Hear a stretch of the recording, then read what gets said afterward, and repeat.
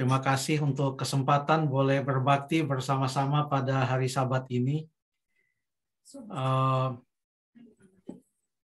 Sebenarnya tadi pagi atau tadi malam kami meminta link Zoom kebaktian Jemaat Bukit Zaitun kepada Ibu Pendeta Dolot. Lalu kemudian beliau memberikan linknya sekaligus dengan berkat khusus untuk boleh melayani pada hari Sabat ini. Dan kami sangat bersuka cita. Terima kasih Pendeta Dolot, Gembala Jemaat yang telah mengizinkan kami untuk berdiri di mimbar Jemaat Bukit Zaitun untuk membawakan firman Tuhan pada hari Sabat ini.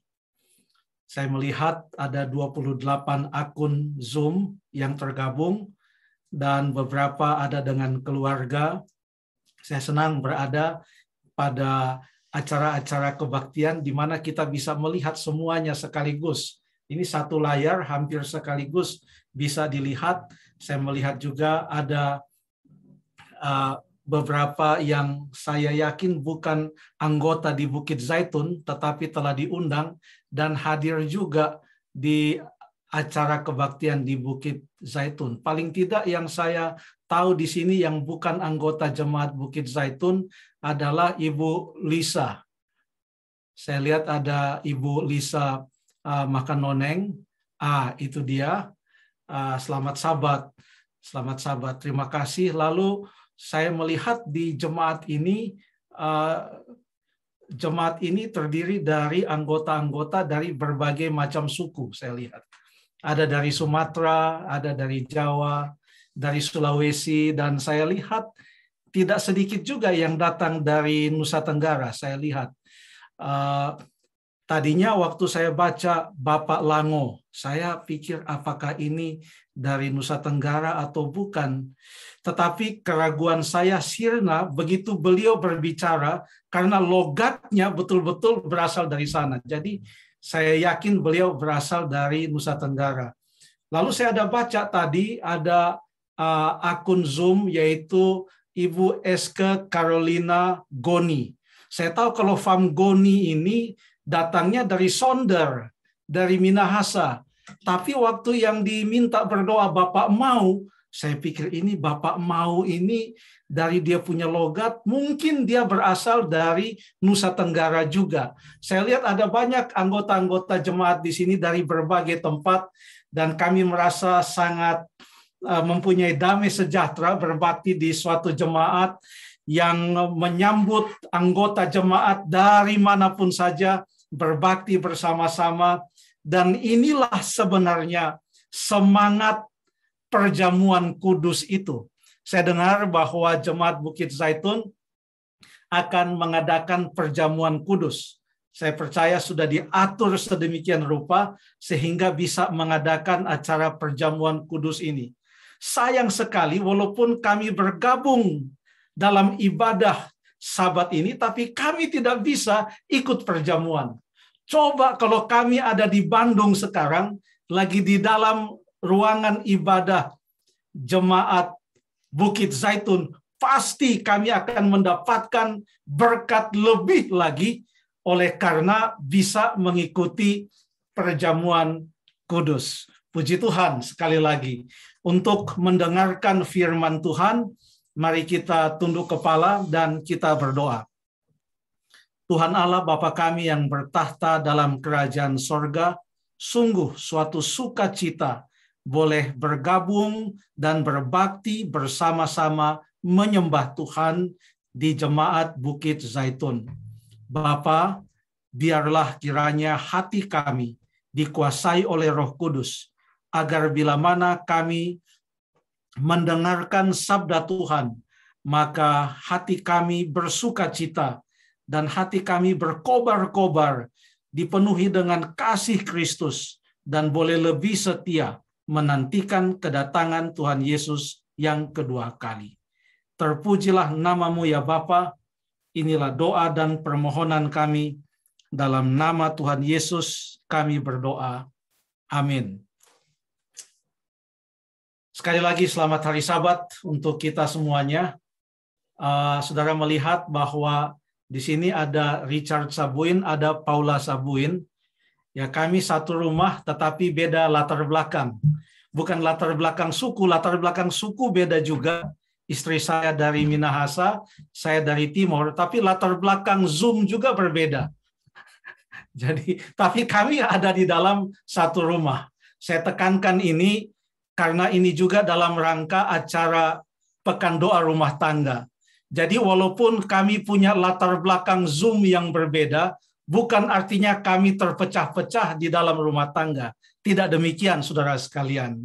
Berbicara tentang terpecah-pecah atau adanya perpecahan, ayat inti yang kita baca tadi, itu punya latar belakang ada perpecahan di dalam jemaat di Korintus. Tolong jangan salah faham dengan saya. Saya bukan lagi berbicara tentang jemaat Bukit Zaitun. Saya lagi bicara tentang jemaat Korintus.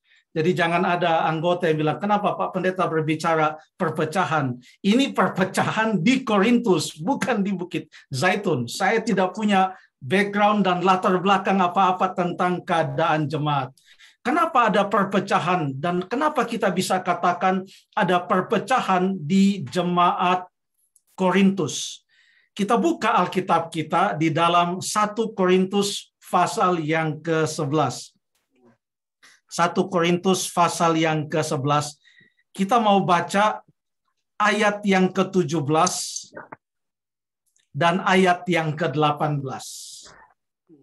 Dalam peraturan-peraturan yang berikut, aku tidak dapat memuji kamu, sebab pertemuan-pertemuanmu tidak mendatangkan kebaikan, tetapi mendatangkan keburukan. Mengapa? Sebab pertama-tama aku mendengar bahwa apabila kamu berkumpul sebagai jemaat, ada perpecahan di antara kamu, dan hal itu sedikit banyak aku percaya.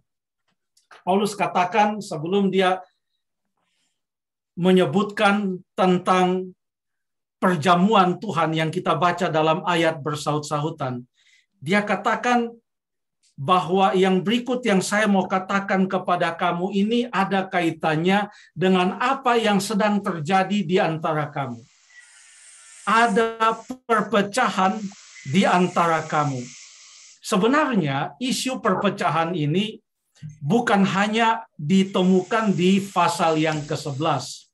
Oh, kalau kita baca 1 Korintus, mulai dari pasal yang pertama, sudah ditemukan bahwa ada masalah di jemaat Korintus. 1 Korintus 1 ayat yang ke-11 mengatakan, sebab saudara-saudaraku, aku telah diberitahukan oleh orang-orang dari keluarga Chloe tentang kamu, bahwa ada perselisihan di antara kamu. Perselisihan di antara mereka itu seperti apa? Pasal yang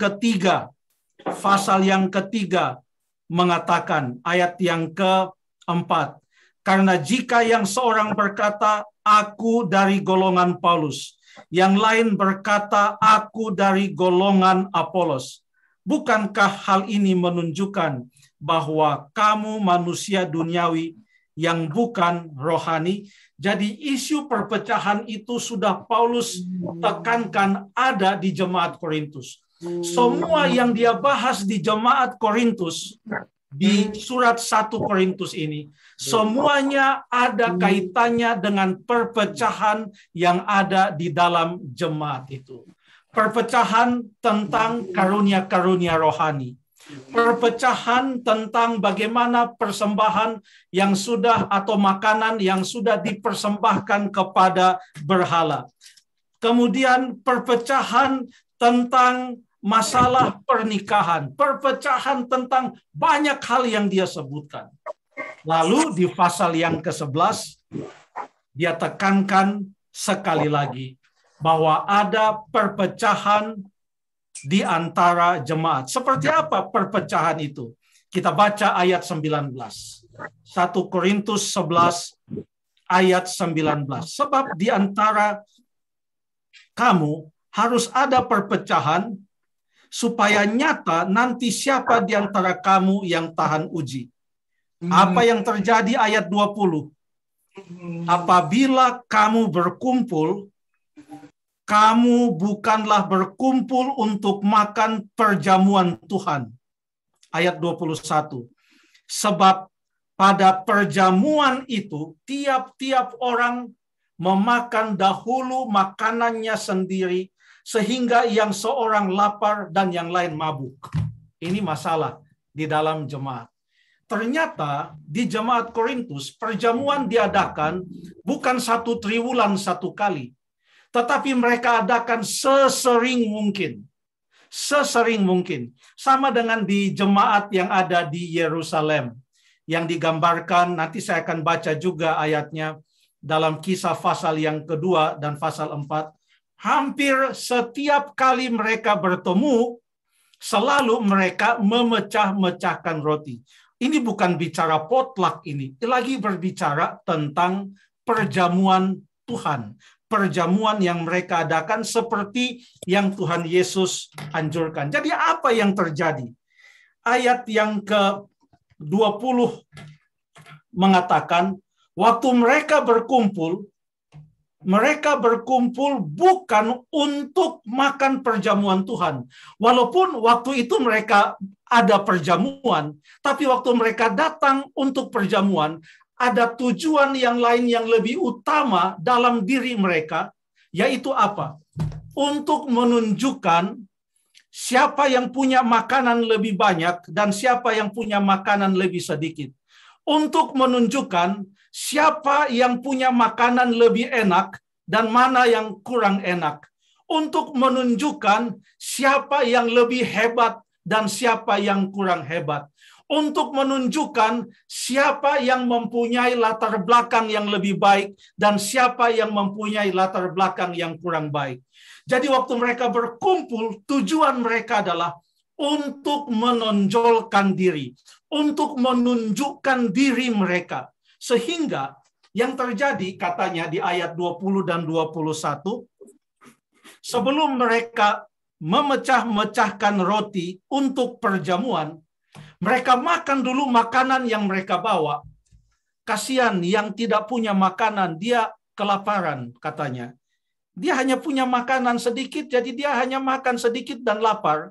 Sementara yang bawa makanan banyak digambarkan di dalam ayat yang ke-20. Mereka makan sampai mabuk. Ini kata mabuk di sini juga pasti ada yang bertanya. Kebetulan sudah 1 tahun lebih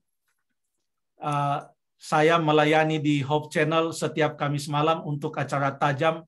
Banyak pertanyaan-pertanyaan. Ini mungkin bisa ditanyakan juga di acara tanya jawab Alkitab seperti itu. Kenapa di sini dikatakan yang seorang lapar, yang lain mabuk?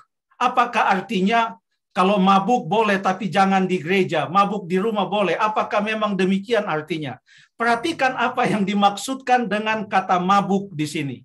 Dalam ayat yang ke-21 dikatakan, sebab pada perjamuan itu, tiap-tiap orang memakan dahulu makanannya sendiri, sehingga yang lapar, sehingga seorang lapar dan yang lain mabuk.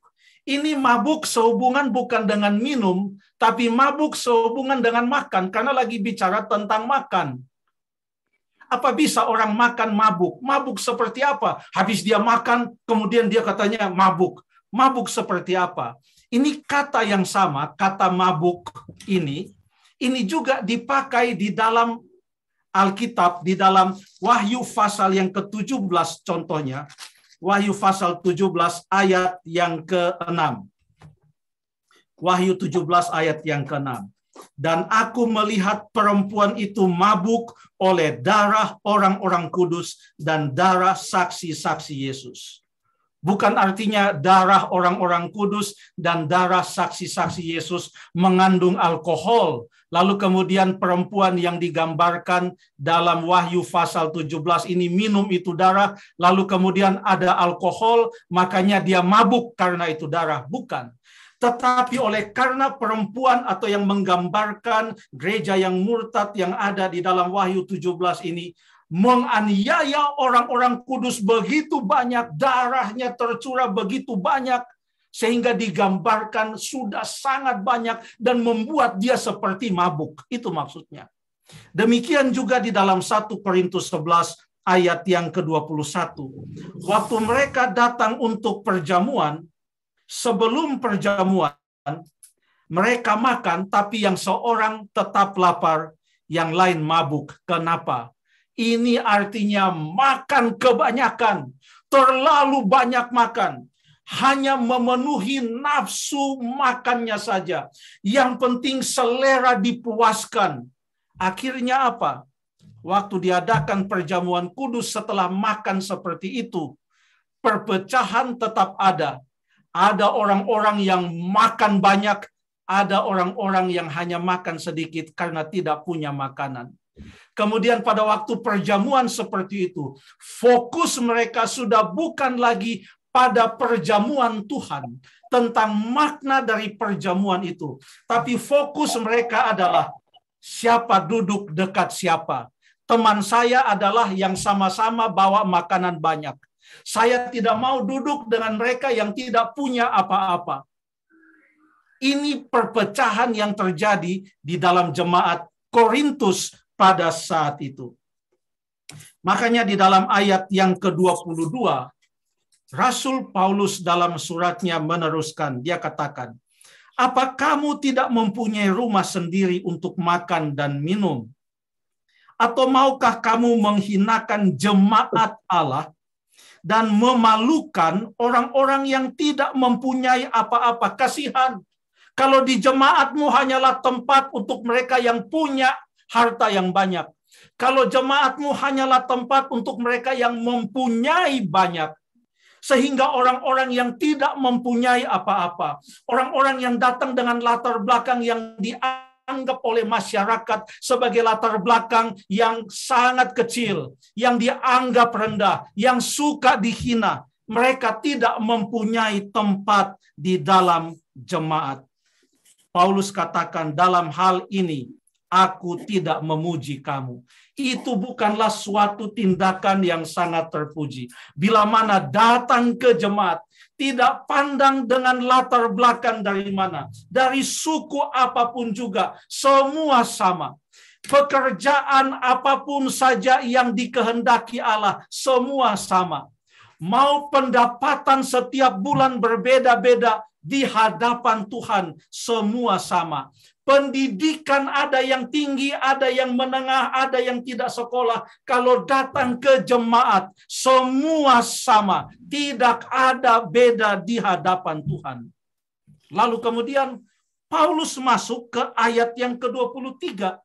Tiba-tiba dia berbicara tentang perjamuan Tuhan. Lalu apa kaitannya perjamuan Tuhan ini dengan perpecahan yang sedang terjadi? Apa nasihat yang Paulus mau tekankan kepada jemaat Korintus dengan menekankan kembali, mengingatkan kembali kepada mereka tentang makna perjamuan itu?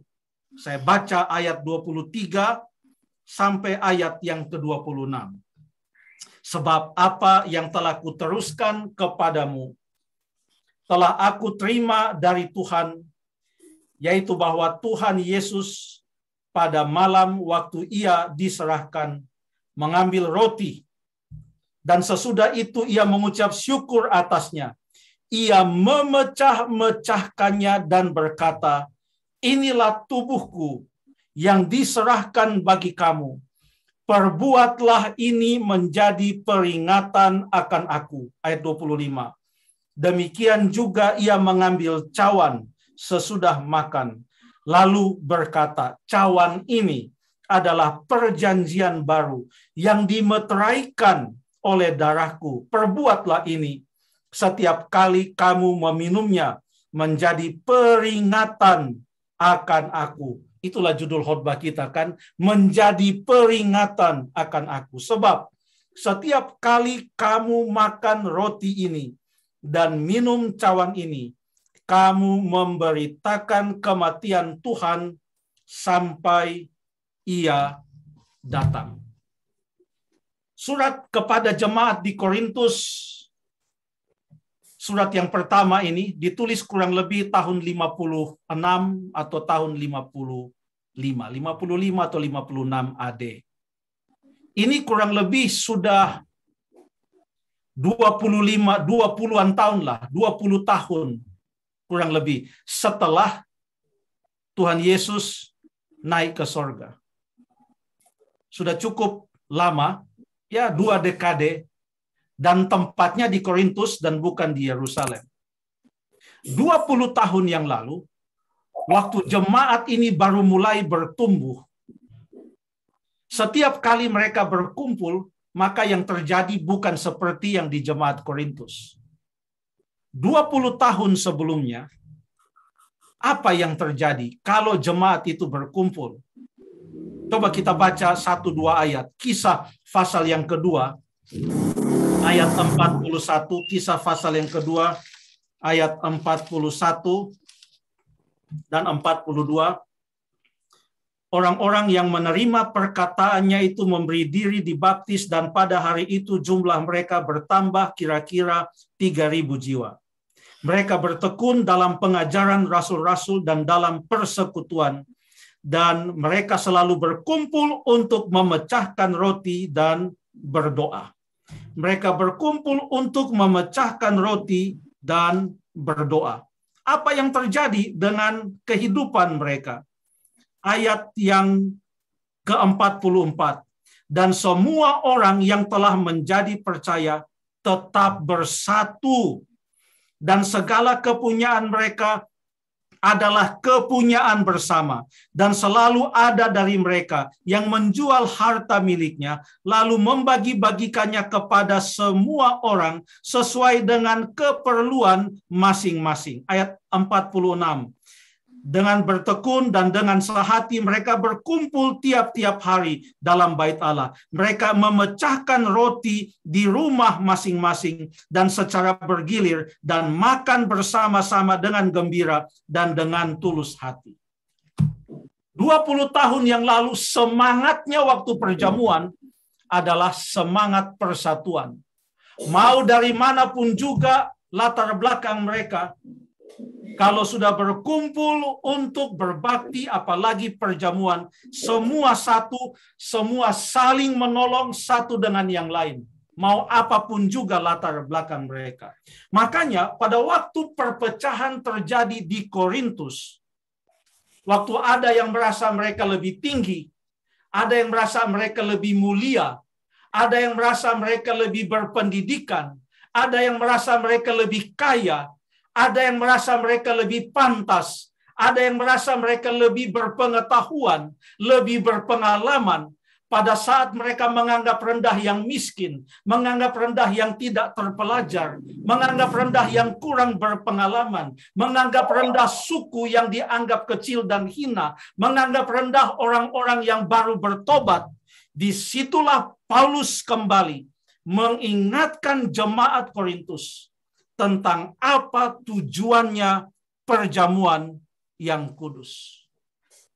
2 kali ditekankan kata-kata Yesus pada waktu memakan roti maupun meminum dari cawan itu. Dalam ayat 24 maupun ayat yang ke-25 selalu dikatakan, perbuatlah itu menjadi peringatan akan aku. Fokusnya adalah Tuhan Yesus. Coba kita ingat pada waktu Tuhan Yesus ada di salib. Siapa-siapa yang ada di sekitar Tuhan Yesus pada waktu dia disalibkan. Di salah satu sisinya tergantung seorang penjahat yang memohon supaya Tuhan Yesus ingat dia bila mana ia datang pada kali yang kedua.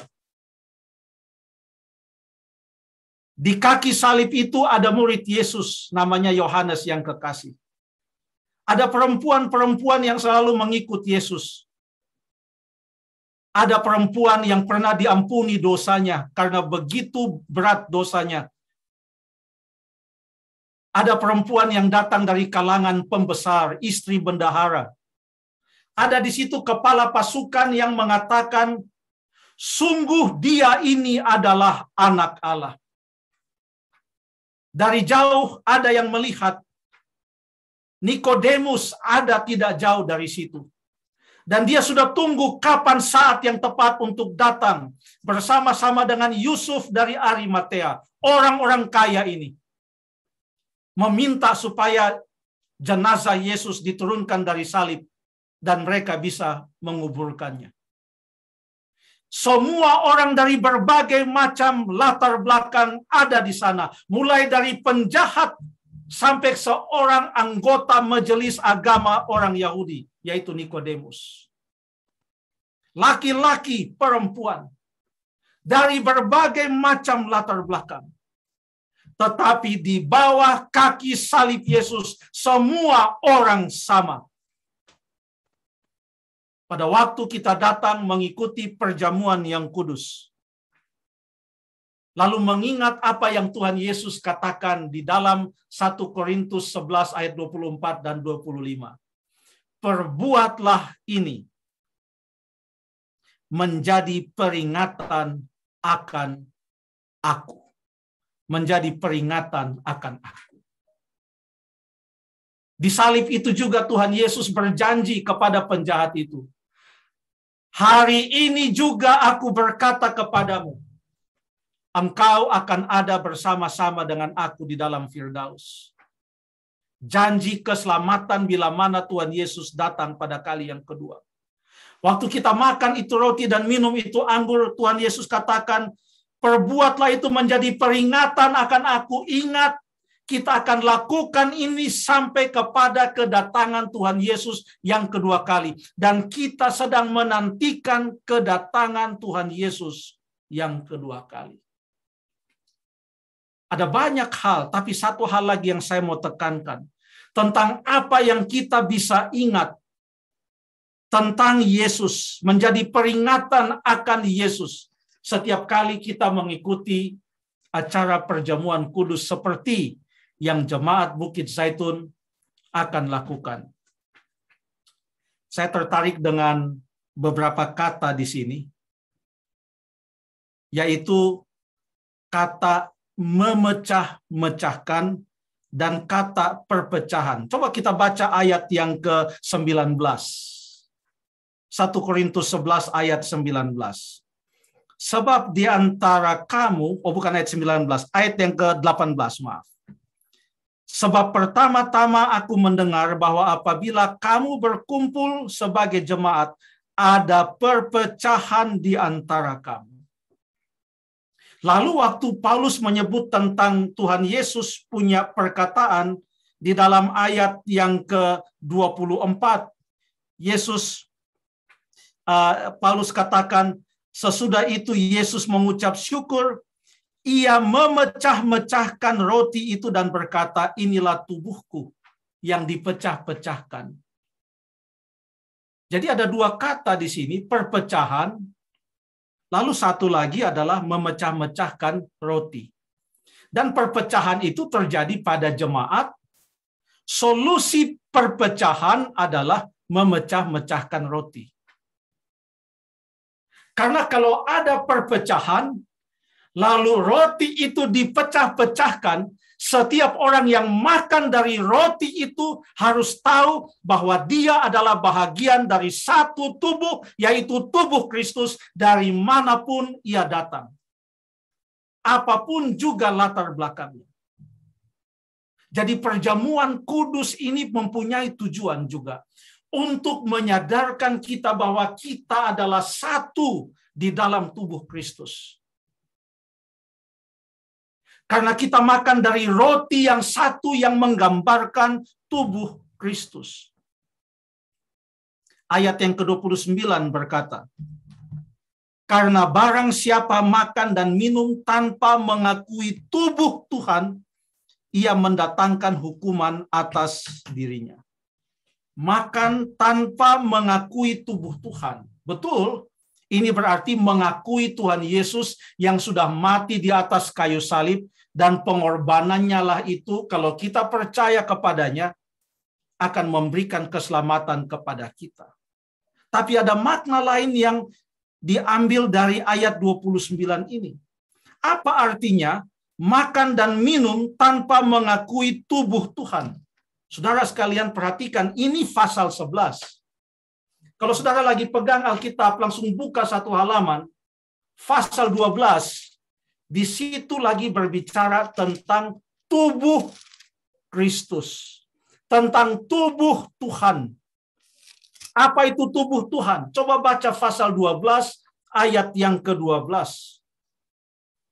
Karena sama seperti tubuh itu satu dan anggota-anggotanya banyak, dan segala anggota itu sekalipun banyak, mereka satu tubuh, demikian pula Kristus.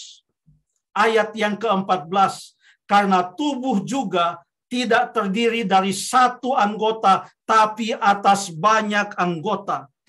Dari berbicara tentang perjamuan, roti yang menggambarkan tubuh Kristus yang dipecah-pecahkan, sehingga waktu kita mengambil bagian dalam perjamuan itu, kita dipersatukan oleh tubuh Kristus itu. Sekarang tubuh Kristus itu di dalam pasal 12 berbicara tentang jemaat. Artinya apa, saudara sekalian? Artinya, perjamuan kudus itu menolong kita kalau kita ikuti dengan sungguh-sungguh. Menyadari bahwa pusat kehidupan kita, pusat kehidupan jemaat adalah Tuhan Yesus. Dan bila mana kita mengambil bagian dalam upacara perjamuan kudus, kita tahu bahwa kita adalah satu di dalam Kristus. Hanya dengan kesadaran tentang kesatuan di dalam Kristus inilah, maka pada waktu kita memakan roti dan meminum dari cawan itu, kita makan dengan mengakui tubuh Kristus. Mengakui bahwa jemaat ini satu dan saya adalah bahagian dari jemaat ini. Pada waktu saya mengikuti perjamuan kudus, saya berdoa agar supaya saya selalu mendukung jemaat dan menyokong persatuan jemaat. Segala hal yang mulai membuat jemaat itu terpecah, saya tidak akan mengikutinya. Itu salah satu makna dari perjamuan kudus tersebut. Bicara tentang jemaat, Rasul Paulus juga katakan, hai suami, kasihilah istrimu sebagaimana Kristus mengasihi jemaatnya. Jadi jemaat digambarkan sebagai tubuh, jemaat juga digambarkan sebagai hubungan jemaat dan Kristus itu sebagai hubungan suami dan istri. Dengan demikian, kalau ada persatuan di dalam keluarga, ada persatuan jemaat. Kalau ada persatuan yang erat di dalam jemaat, ada persatuan juga di dalam keluarga. Saya senang dengan satu ayat yang dibaca dalam Markus pasal yang ketiga, ayat yang ke-25. Saudara yang masih pegang itu Alkitab, Markus 3, ayat yang ke-25 mengatakan, sebab jika suatu rumah tangga terpecah-pecah, rumah tangga itu tidak dapat bertahan. Itu Markus 3 ayat 25. Itu kata-kata Tuhan Yesus ya. Sebab kalau satu rumah tangga itu terpecah-pecah, rumah tangga itu tidak bisa bertahan. Siapa yang bisa mengikat rumah tangga ini supaya tetap bertahan? Kalau bukan Tuhan Yesus Kristus. Sama seperti hanya Yesus yang bisa mengikat akan jemaat ini. Jadi kadang-kadang orang bertanya, ini orang kenapa setiap kali perjamuan dia cuci kaki selalu suami istri? Itu bukan hanya untuk tanda sayang-sayang atau bagaimana. Atau bukan supaya menghindari, jangan sampai saya cuci kaki dengan yang di sebelah, biar dengan istri saya saja atau suami saya saja. Kalau ada suami dan istri yang mencuci kaki bersama-sama, saling mencuci kaki, dan kalau itu memang diatur oleh jemaat seperti demikian, bahwa yang suami dan istri dipersilakan mencuci, saling membasuh kaki. Ingat pada waktu membasuh kaki, tidakkah ada yang lebih hebat, mau suami atau istri? Kalaupun suami dan istri datang dari dua bangsa yang lain, tidakkah ada bangsa yang lebih hebat? Kalaupun suami dan istri datang dari latar belakang pendidikan yang berbeda, tidakkah ada yang lebih hebat di hadapan Tuhan? Kalaupun suami dan istri datang dari dua suku yang berbeda, tidakkah ada yang lebih hebat di hadapan Tuhan? Darah Yesus Kristus, Tuhan Yesus Kristus, yang telah mempersatukan keduanya di dalam satu rumah tangga, menyatakan mereka adalah satu dan di hadapan Tuhan mereka adalah umat-umat Tuhan yang sama. Saudara-saudara yang kekasih di dalam Tuhan, selama masa pandemik ini saya sudah absen perjamuan, artinya tidak mengikuti perjamuan kudus. Jadi saya seandainya betul-betul kita ini ada dalam satu ruangan. Saya rindu sekali untuk bisa mengikuti perjamuan kudus bersama-sama. Tapi saya bersyukur ada beberapa 2 bulan yang lalu, kebetulan berkunjung di salah satu jemaat orang Indonesia, dan mereka buat perjamuan di gereja waktu itu. Saya dan istri sangat senang sekali waktu itu boleh mengikuti upacara perjamuan yang kudus. Upacara perjamuan kudus bukan hanya sebuah rutinitas. Ini adalah suatu ketetapan yang Tuhan berikan kepada kita, yang setiap kali kita melakukannya, kapan saja kita mengikutinya, kita mengingat Tuhan Yesus. Ini menjadi peringatan akan Tuhan Yesus. Mulai dari saat ia mati di atas kayu salib, sampai kepada kedatangannya pada kali yang kedua. Itu yang dikatakan dalam ayat inti kita. Dalam 1 Korintus pasal yang ke-11 ayat yang ke-26. Sebab setiap kali kamu makan roti ini dan minum cawan ini, kamu memberitakan kematian Tuhan sampai ia datang. Sampai ia datang. Setiap kali kita mengikuti perjamuan kudus, bagi yang sudah berkeluarga, biarlah doanya adalah, Tuhan, tolonglah supaya rumah tangga kami ini utuh sampai Yesus datang. Di dalam jemaat, Tuhan, tolonglah supaya jemaat kami ini tetap utuh dan saling menasihati, saling menguatkan, dan melakukan pekerjaan Tuhan bersama-sama sampai Yesus datang. Setiap kali kita mengikuti perjamuan yang kudus, biarlah doa kita, Tuhan, biarlah gereja ini sedunia dapat melakukan misi pekabaran 3 malaikat ini dengan bersatu padu dan tidak ada perpecahan sampai kedatangan Tuhan Yesus yang kedua kali. Jadi selain kita mengingat jasa kematian Yesus untuk keselamatan kita, saya undang saudara-saudara untuk mendoakan 3 hal tadi. Dalam rumah tangga, tetap utuh sampai Yesus datang. Dalam jemaat setempat Bukit Zaitun, tetap utuh sampai Yesus datang. Dan gereja sedunia, umat yang sisa ini, tetap utuh dan bersatu sampai Yesus datang. Sepotong roti tidak beragi yang sangat kecil itu mempunyai makna yang sangat besar. Secangkir kecil anggur yang tidak beragi itu mempunyai makna yang sangat besar.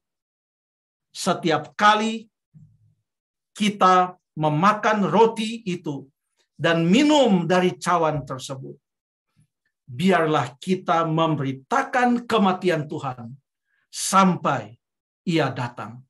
Tuhan memberkati kita semuanya. Amin.